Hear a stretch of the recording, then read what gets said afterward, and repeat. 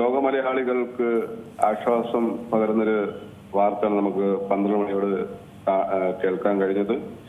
അതുപോലെ തന്നെ കാരണം ഇതില് ഒരു സാമ്പത്തിക ഇടപാട് അല്ല അവിടെ കൃത്യമായ രീതിയിൽ ചർച്ച നടന്നത് എന്നുള്ളത് നമുക്ക് മനസ്സിലാക്കാൻ കഴിയുന്നുണ്ട്. കാരണം അവിടെ നടന്ന ചർച്ച എന്ന് പറയുന്നത് ഏതൊരു ഇസ്ലാമിക രീതിയിലുള്ള ഒരു ചർച്ച, ഞാൻ ഇന്ന് നിങ്ങൾ ന്യൂസിൽ പറഞ്ഞിട്ടുള്ളതാണ്, ഒരു ഇസ്ലാമിക രീതിയിലുള്ള ജീവിതചര്യയെ പറ്റിയുള്ള ചർച്ചകൾ കൂടി തന്നെയാണ് തീർച്ചയായിട്ടും ഒരു ഗോത്രത്തിനോടാണെങ്കിലും അവിടുത്തെ മറ്റ് ഈ കുടുംബത്തോടാണെങ്കിലും സംസാരിച്ചിരിക്കുന്നത്. ആ ഒരു സംസാരത്തിൽ നിന്ന് തന്നെയാണ് നിമിഷപ്രിയ എന്ന സഹോദരിക്ക് തൂക്കുകയറിൽ നിന്നും മോചനം താൽക്കാലികമായിട്ട് നാളത്തെ ഒരു ദിവസം നമ്മളെല്ലാരും വളരെ വിഷമത്തിലിരുന്ന വിഷയം നാളെ തൂക്കുകയറിലേക്ക് പോകുമെന്ന് പ്രതീക്ഷിച്ച വിഷയമാണ്. ഇന്നിപ്പോ അത് മാറ്റിവെച്ചേക്കുന്ന വാർത്തകൾ നമ്മൾ ശ്രദ്ധപ്പെടുകയും നമുക്ക് സന്തോഷം ആവുകയും ചെയ്തു. തീർച്ചയായിട്ടും കാന്തപുരം ഉസ്താദിനെ പോലെയുള്ള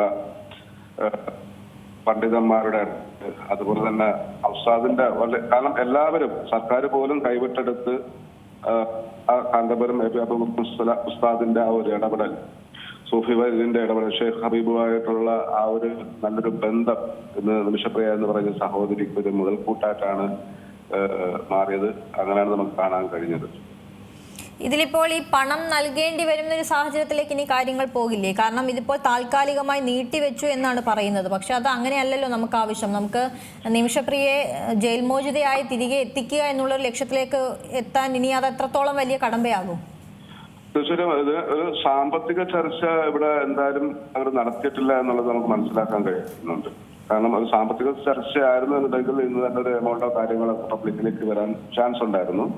നിലവിൽ ഈ നിമിഷം വരെ ഒരു സാമ്പത്തികം അവർ ആവശ്യപ്പെട്ടിട്ടില്ല. കാരണം ഷെയ്ഖ് ഹബീബ് അവിടെ ഡയറക്റ്റ് ഇന്ന് നേരിട്ടാണ് ചർച്ച നടത്തിയിരിക്കുന്നത് കുടുംബമായിട്ട്, മനസ്സിലായില്ലേ? അപ്പൊ അങ്ങനെ ഇതുണ്ടായാലും തീർച്ചയായിട്ടും കാന്തപുരം ഉസ്താദ് അവർക്ക് സാമ്പത്തികത്തിന്റെ ഇടപാടുണ്ട് എന്ന് പറഞ്ഞു. കാരണം അത് ഈ നിമിഷം വരെ പുറത്തു വന്നില്ല. വീണ്ടും ചർച്ചകൾ പുരോഗമിക്കുകയാണ്. കാരണം ഇനി അത് എന്താണ് എന്നുള്ളത് നമുക്ക് വരും നിമിഷങ്ങളിലൊക്കെ അറിയാൻ കഴിയത്തുള്ളൂ.